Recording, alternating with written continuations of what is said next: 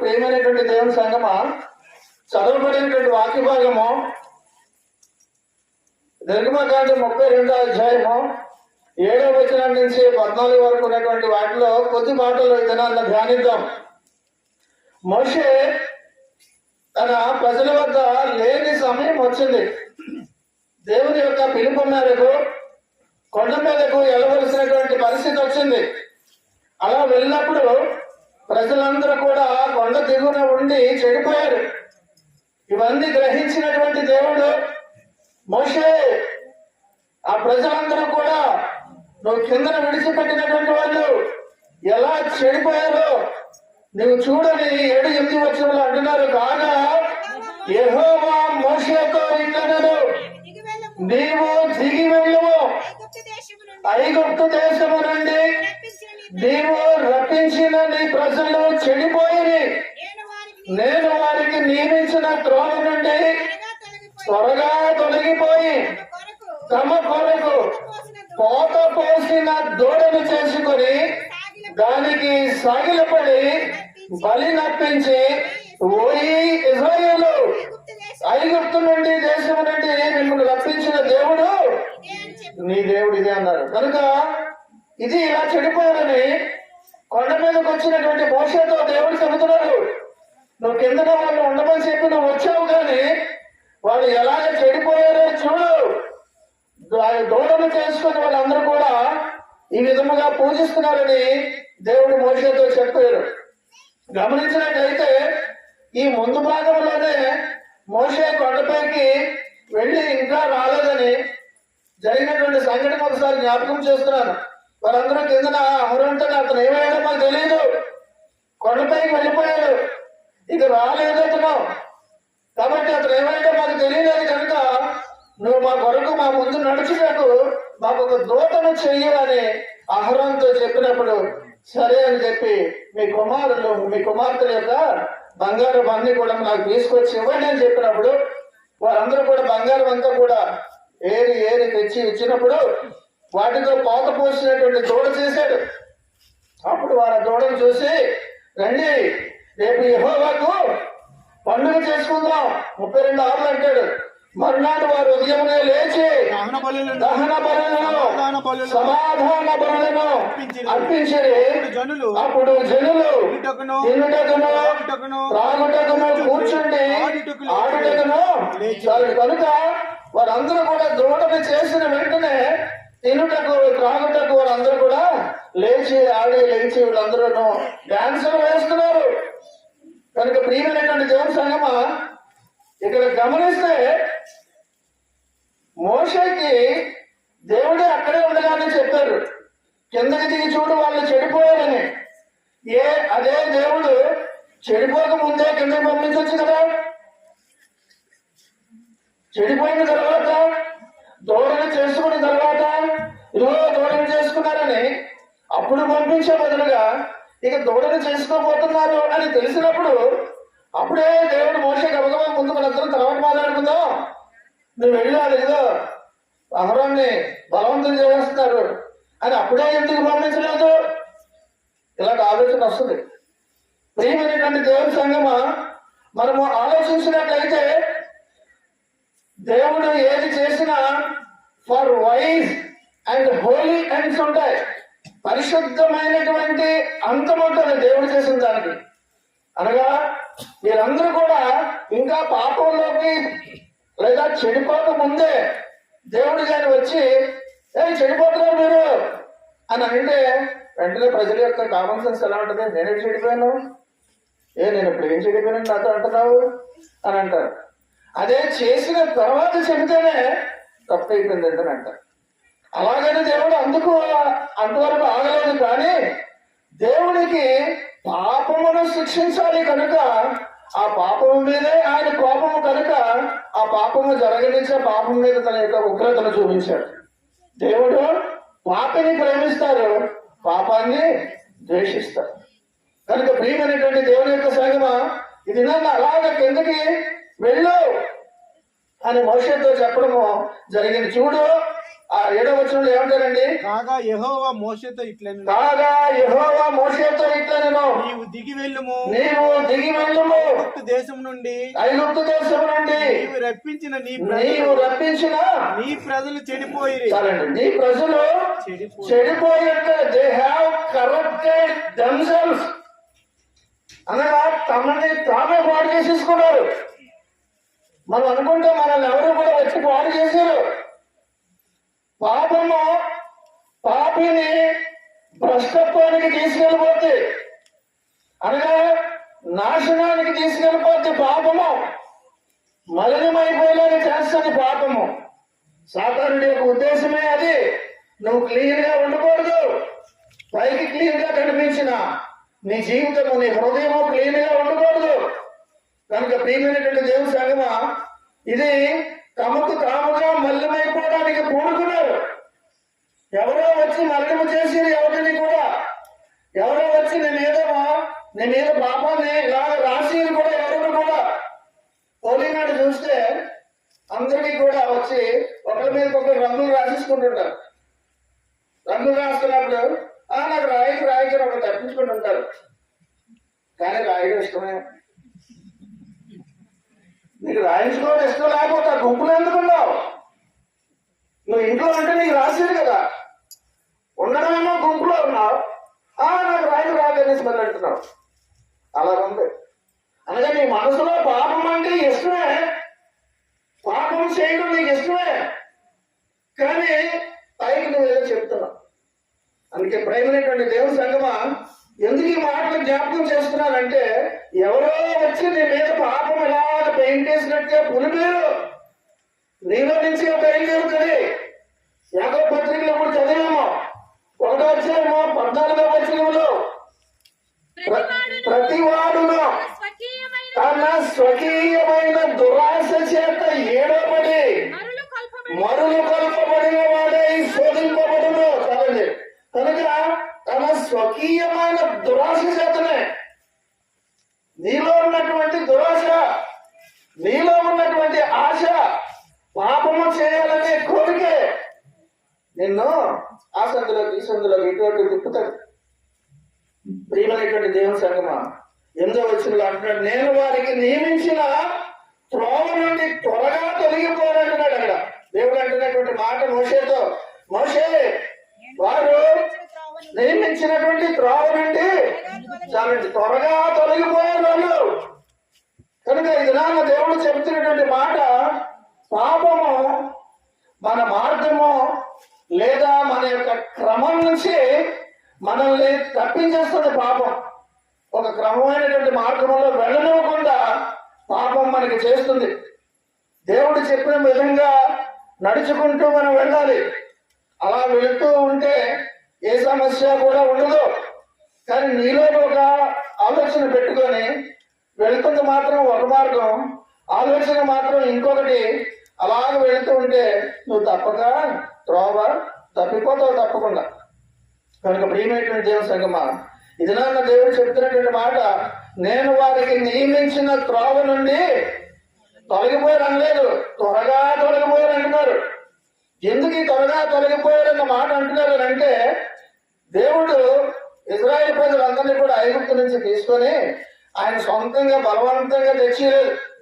వాళ్ళు ఏడవగా వారి యొక్క కన్నీటితో అంతా కూడా పడకలు తేలిపోయేంతగా ఉండగా ఏడగా 430 సంవత్సరాల నుంచి బాధపడగా అప్పుడు వారి బాధను చూడలేక సరే అని క్షమించి బయటికి తీసుకొచ్చారు. కానీ బలవంతంగా నేను తీసుకొచ్చేలేదు జుట్టు పట్టుకొని. కానీ అలా వచ్చినటువంటి వాళ్ళు అందరూ కూడాను ఆ యొక్క నిర్గమకాండ 19వ అధ్యాయంలో 3వ వచనం 2వ మాటలను దేవుడు అంటారు, నీవు యాకోబు అని ఉంటుంది చూడండి, నీవు యాకోబు కుటుంబీకులతో ముచ్చటించి ఇశ్రాయేలీయులకు తెలుపవలసినది ఏమనగా, నేను ఐగుప్తీయులకు ఏమి చేసిందినో మిమ్మల్ని గడ్డ రెక్కల మీద మోసి నా యొద్దకు మిమ్మల్ని ఎట్లు నేర్చుకుంటున్నా. చూడండి, కనుక వారందరితో కూడా ముందుగా చెప్పారు, నేను మిమ్మల్ని అందరినీ కూడా ఐగుప్తు దేశం నుంచి ఒక గడ్డ రెక్కల మీద మోసుకొని ఎలాగ రప్పించానో మీ అందరూ మీరు చూశారు. కాగా మీరు నా మాట శ్రద్ధగా విని నా నిబంధనను అనుసరించి నడిచిన ఎడల మీరు సమస్త దేశముల జనులలో నాకు స్వకీయ సంపాదించబోతున్నారు. కనుక ఇలాగ అక్కడ అంతా కూడా జరిగినటువంటి 19వ అధ్యాయంలో మీరు ఇలాగుండండి, ఇది మీకు ఇష్టమేనా అని కూడా అడిగారు. ఇది మీకు ఇష్టమేనా? ఇలా ఉండాలి, అలాగ ఉండాలి, మీరు ఉంటే మీరు నా స్వకీయ జనంగా ఉంటారు, నా స్వాస్థ్యంగా ఉంటారు అంటే అలాగేనండి, అలాగే నేను అన్నారు. ఎలా ఉంటారు అని అంటే ఆఖరి వారు చెప్పినటువంటి అగ్రిమెంట్ ఏంటి తెలుసండి? అదే నిర్గమ 19లో 8వ వచనంలో చూద్దామా. అందుకు ప్రజలందరూ యెహోవా చెప్పినదంతయు చేసేదమని ఏకముగా ఉత్తరమిచ్చిరి. అప్పుడు మోషే తిరిగి వెళ్ళి ప్రజల మాటలను యెహోవాకు తెలియజేశారు. కనుక ఇక్కడ ఈ మాటలు బట్టి మీకు అర్థమైంది అనుకుంటా. వాళ్ళేమి కూడా నీ మాటలన్నీ కూడా వింటామని చెప్పారు. నువ్వు చెప్పినట్టు చేస్తామయ్యా అని దేవుని దగ్గర నుంచి చెప్పిన మాటలకి వీళ్ళు ఒప్పుకుంటే ఆ మాటలు తీసుకొని మళ్ళీ దేవుని దగ్గరికి వెళ్ళాడు మోషే. కాబట్టి వీళ్ళందరి మధ్యలో దేవునికి ప్రజలకి మధ్యలో ఒక అగ్రిమెంట్ ఉంది. అది ఏంటి అంటే ఒక మాటలో నువ్వు చెప్పినట్టు వింటాం, నువ్వు చెప్పినట్టు చేస్తాం. అలాగే ఉండవలసినటువంటి వాళ్ళు అలా ఉంటామని వాగ్దానం చేసినటువంటి ప్రజలు ఇప్పుడు జరిగిందేంటి?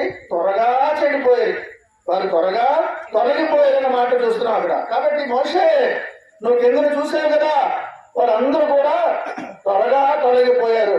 ఒకప్పుడు నాతో వాగ్దానం చేశారు నువ్వు చెప్పినట్టు వింటానని, కానీ ఇంకా ఎన్నో రోజులే అవ్వలేదు, ఈలోగానే వారు త్వరగా తొలగిపోయారు అన్నారు. కీర్తనలు 106:13 వచనంలో ఒకటి చూద్దామా. కీర్తన 106:13లో అయినను వారు ఆయన కార్యములను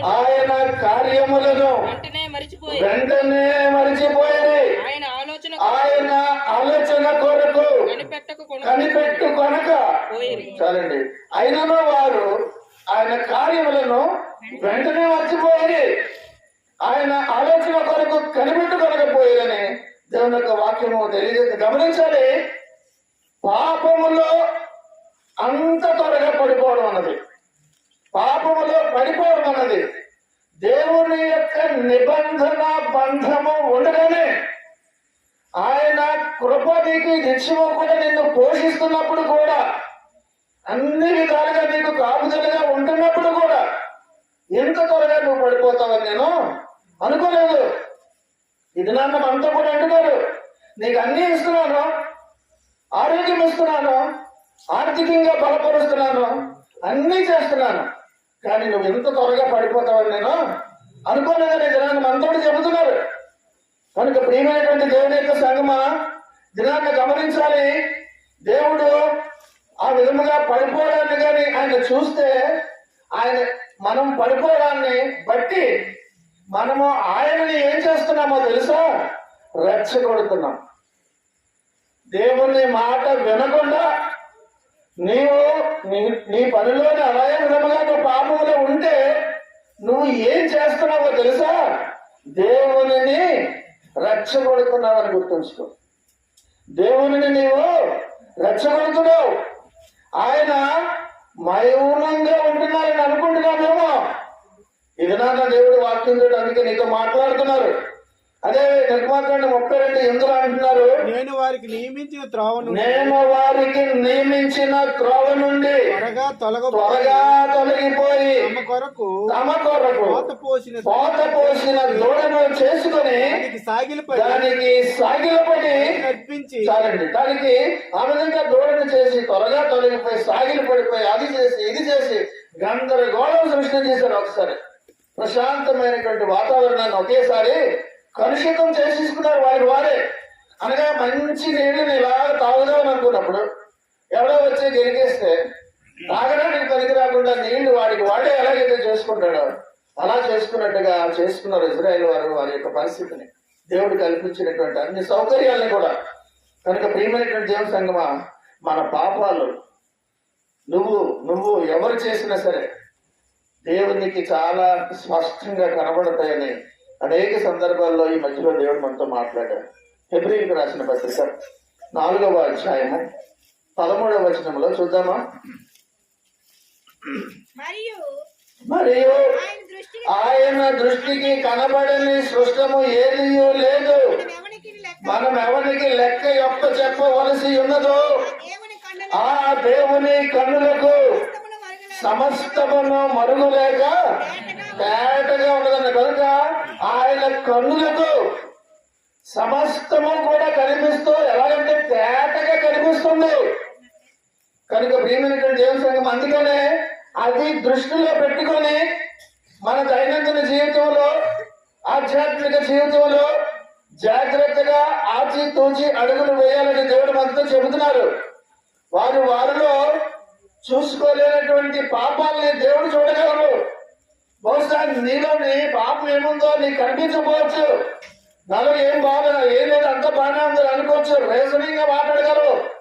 కానీ దేవుడు అంటున్నారు, నీలో నువ్వు చూసుకోలేనటువంటి పాపాన్ని నేను చూడగలను, నాకు కనిపిస్తుంది అని దినాన్న దేవుడు అంటున్నాడు. కాబట్టి ప్రపంచంలో దాగి ఉన్నటువంటి ప్రతి పాపము కూడా దేవుని యొక్క కన్నులకు స్పష్టంగా కనిపిస్తుంది. కనుక ఈ దినాన్న దేవుడు చెప్తున్నటువంటి మాట, దేవునిని నీవు నీ పాపము ద్వారా ఎలాగ రెచ్చగొడుతున్నావో అందులో 1000 వంతు కూడా నీకు తెలియదు. ఎంత రెచ్చగొడుతున్నావో అందులో 1000 వంతు కూడా నీకు తెలియదు అని దినాన్ని దేవుడు నీతో మాట్లాడుతున్నారు. కనుక ప్రియమైనటువంటి దేవుని సంగమా, అలాగ ప్రతి దినము కూడా నిన్ను చూస్తూ నీలో ఏమీ అనుకుంటున్నటువంటి దాన్ని ఆయన చూస్తూ కూడా మౌనంగా ఉన్నారే, అది ఇది నన్ను గుర్తించు. నిజమా? నేను ఇటువంటి వాడిని అయినప్పటికీ కూడా నా దేవుడు ఏమీ చేయకుండా ఇంకా మౌనంగా ఉన్నారా, ఎంత గొప్ప దేవుడు అని అనిపించాలి ఈ పాటికే. కనుక ప్రియమైనటువంటి దేవుని యొక్క సంగమా, దేవుడు మోషేతో అన్నటువంటి మాటలు మనం చూస్తుంటే ఏమన్నారు తెలుసా? నా పిల్లలు కాదు, నీవాడే మోషే, మన ప్రజలను అనలేదు, లేదా ఇజ్రాయేల్ ప్రజలను కూడా అనలేదు. చూడండి 7వ వచనం ఏమన్నారు? కాగా యెహోవా మోషేతో ఇట్లా నేను నీవు దిగి వెళ్ళుము ఐగుప్తు దేశం నుండి రప్పించిన ఎవరు రప్పించారండి? నీవు అన్నాడైనా, నేను రప్పించిన అనలేదు. ఐగుప్తు దేశం నుంచి నీవు రప్పించిన నీ ప్రజలు చెడిపోయి.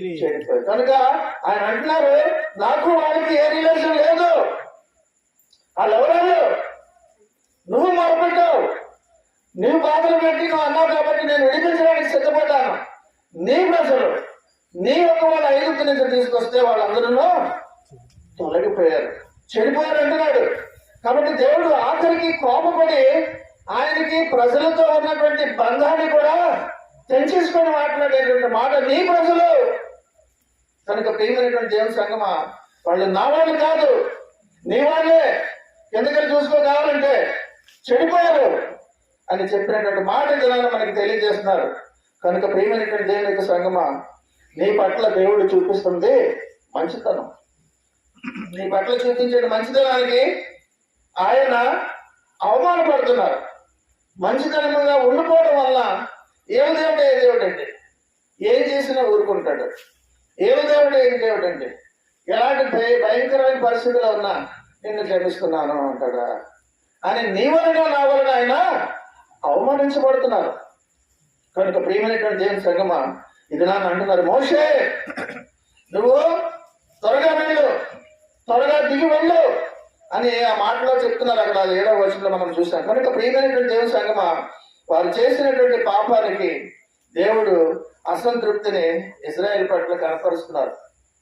ఏంటి వీళ్ళ గురించా నేను ఎంత శ్రమ తీసుకున్నది, వీళ్ళ గురించా నేను ఇన్ని అద్భుతాలు, ఇన్ని తెగుళ్ళు సృష్టించి నా శక్తిని అంతా కూడా చూపించవలసి వచ్చింది. వీళ్ళ గురించా సినాయి కొండ మీదకి వచ్చి నా యొక్క మహిమను మోషే ద్వారా వాళ్ళకి తెలియజేయవలసినటువంటి అవసరం ఏర్పడింది. ఇటువంటి వాళ్ళక అనగా ఏమీ కూడా నువ్వు పట్టించుకునేటువంటి విలువలేని మనుషుల దగ్గర మనము అటువంటి పనులు చేయడం వలన చాలాసార్లు బాధపడతాం. సింపుల్గా అంటాం, బూడిదలో పోసిన పన్నీర్ అయిపోయిందండి నా ప్రయత్నం అంటాం. నా పిల్లలకు నేను ఎంత చేశానండి, కానీ బూడిదలో పోసిన పన్నీరు అయిపోయిందంట.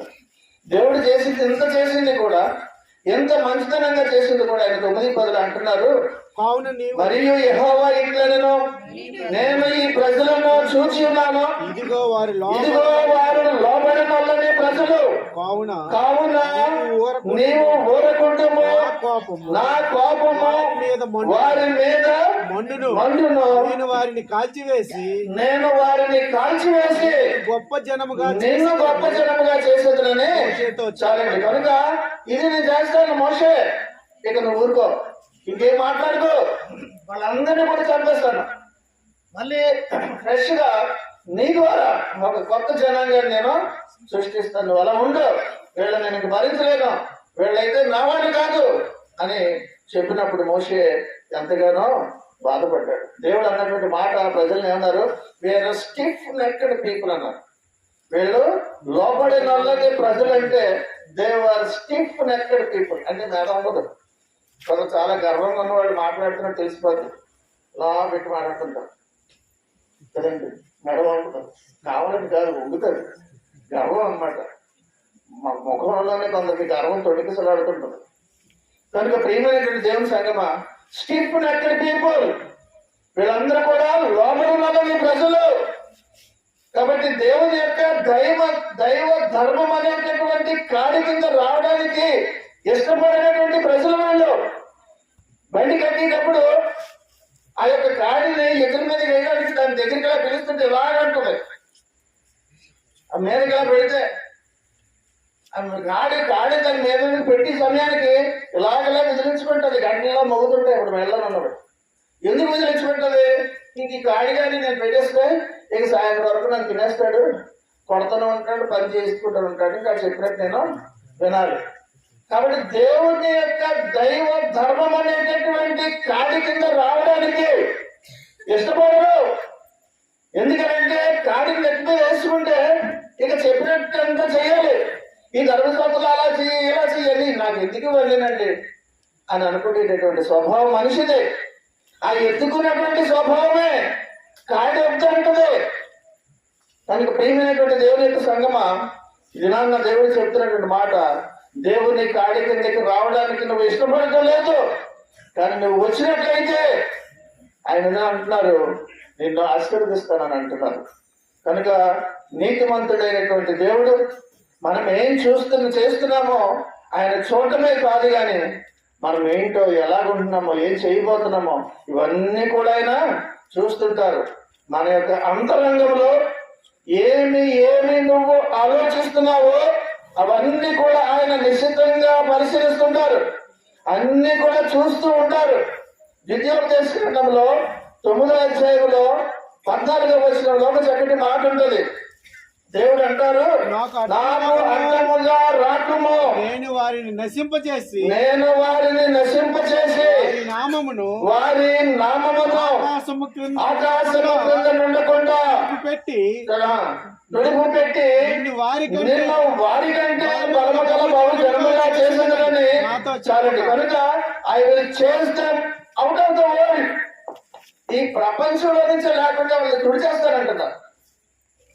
అదే కొంచెం సెల్ఫిష్ గా కానీ ఒకవేళ మోషే ఆలోచిస్తే, భలే మంచి ఛాన్స్ వచ్చింది, వీళ్ళందరినీ దేవుడు చంపేసి నా దగ్గర నుంచి కొత్తగా జనాంగం సృష్టిస్తే వీళ్ళందరూ నా ప్రజలే అని నేను చెప్పుకోవచ్చని ఆ ఛాన్స్ తీసుకోలేదు. నువ్వు ఊరుకొని చెప్పి దేవుడే ఆఫర్ ఇచ్చినా సరే మోషే ఆ ఛాన్స్ తీసుకోలేదు, అలాగే చేసి నేను అనలేదు. కనుక ప్రియమైనటువంటి దేవుని సంగమా, కృప అడ్డంగా దేవుని యొక్క ఉగ్రతకు మధ్యలో కృప అడ్డంగా వచ్చినట్టుగా మోషే అడ్డంగా వచ్చి దేవా అలా చేయొచ్చు.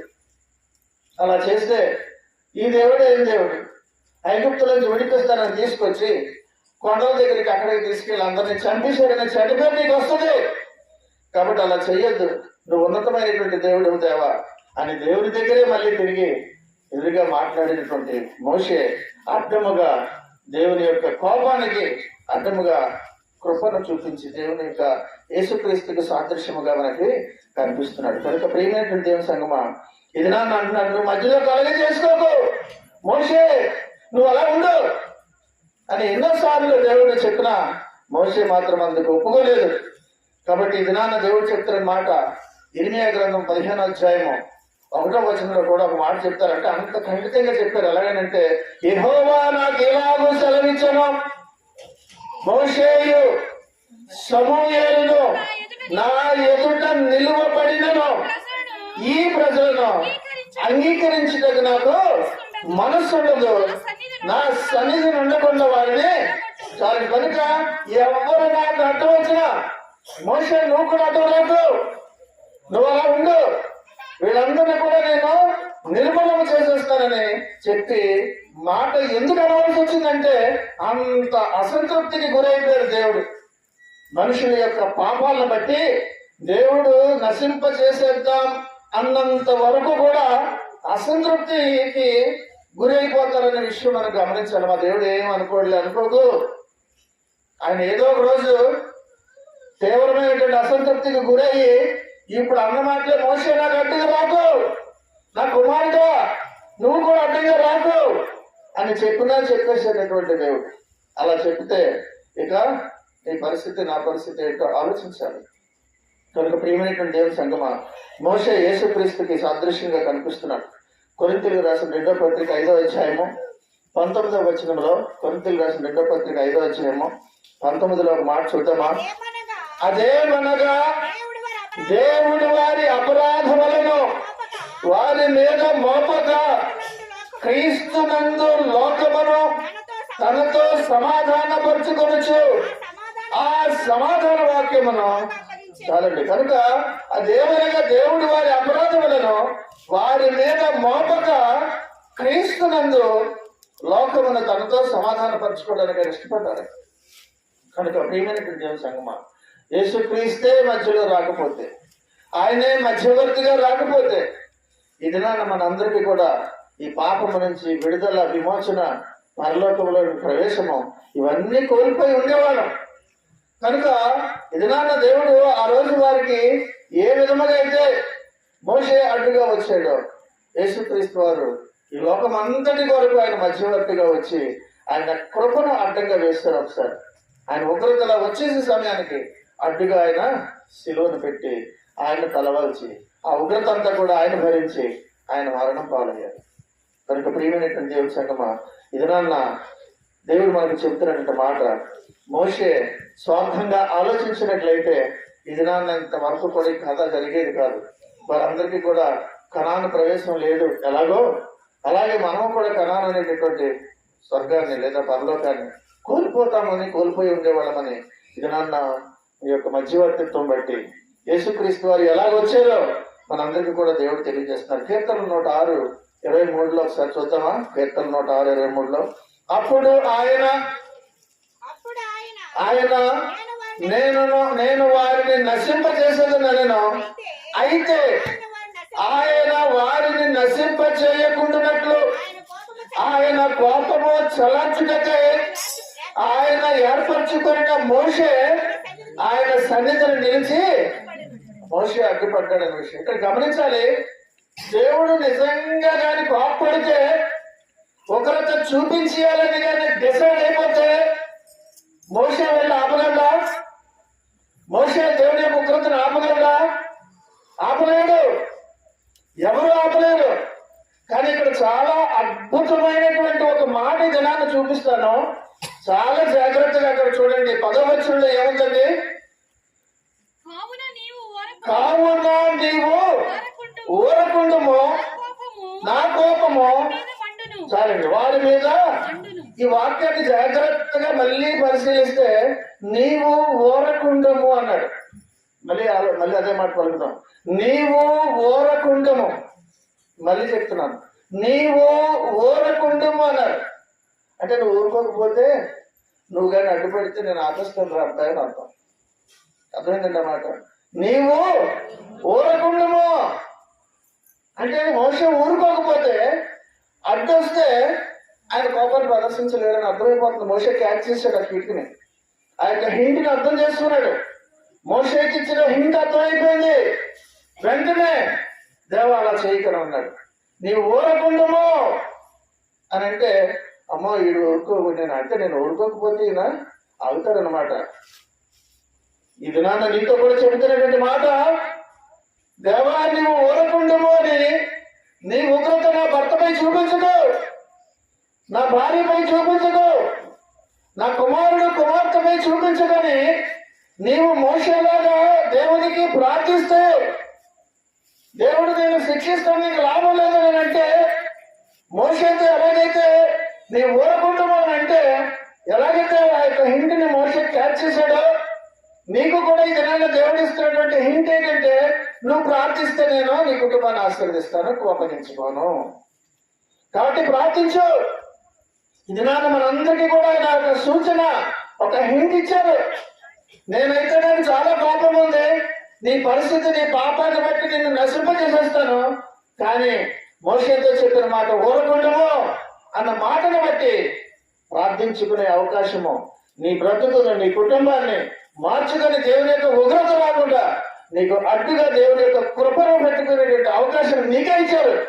కుమారుడి ద్వారా నువ్వు ప్రార్థిస్తే, యేసుక్రీస్తు ద్వారా నువ్వు ప్రార్థిస్తే ఆయన వెంటనే ఊరుకుంటారు అని అర్థం. కనుక ప్రియమైనటువంటి దేవుని సంగమా, ప్రార్థిద్దాము. మనందరము కూడా దేవుని యొక్క కృపకు పాత్రలు అవుదాం.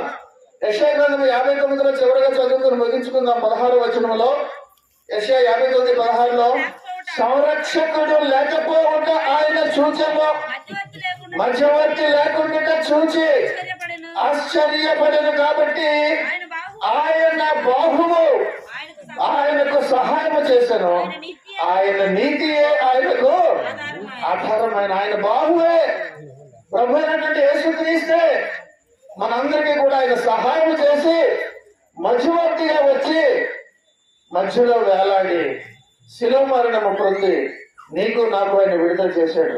అట్టి గొప్ప యేసయ్యకు గట్టిగా చప్పట్లు కొడదాం మనందరం కూడా. దేవునికి మహిమ కలుగును గాక. కనుక ప్రియమైనటువంటి దేవుని సంగమా, ఈ దినాన్న క్రీస్తు శ్రమల ధ్యాన కూటములలో ఈ యొక్క ఇళ్ళ దగ్గర జరిగే చివరి రోజున కూడా నీకు చెబుతున్నటువంటి మాట, నీకు మోషేతో ఎలాగైతే చెప్పారో నీవు ప్రార్థించగా నేను కోపాన్ని ఆపుకుంటాను అని నీకు చెప్పకనే చెప్పినటువంటి మాటను కానీ అది కూడా నువ్వు నిర్లక్ష్యం చేస్తే ఇక నేనేమి చెప్పలేను, నిన్నెవరు కూడా బాగు చేయలేరు. కనుక నీవు ఈ దినాల నుంచైనా దేవుని యొక్క పాదాలు పట్టుకొని నీ కుటుంబం విషయంలో, వ్యక్తిగతమైనటువంటి విషయంలో, ఆధ్యాత్మికమైనటువంటి ఎదుగుదల విషయంలో దేవుని పాదాలు పట్టుకొని నువ్వు ప్రార్థించు. సమస్తము కూడా నువ్వు పోగొట్టుకున్నవన్నీ కూడా తిరిగి నువ్వు పొందుకుంటావని కూడా ఈ దినాన్ని దేవుడు చెప్తున్నారు. అటు భాగ్యము దేవుడు మనందరికీ కూడా కలగజేసి నడిపించి బలపరచును గాక. ఆమేన్.